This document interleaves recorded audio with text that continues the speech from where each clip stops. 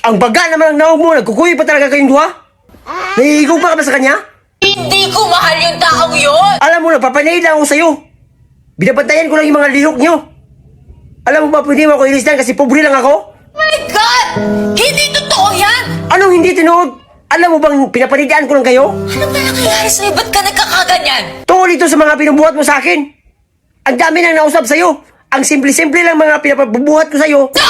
Hindi yun simple! Kaya mo siguro hindi mabuhat kasi nag-aadto ka sa kanya, no? Dahil hindi mo ako pinagkakatiwalaan. Sige, kung hindi mo kaya buhatin yan, kung hindi mo yan kayang ihahatag sa akin, sige! Ano? Binibigyan mo pa ako ng ultimatum ngayon?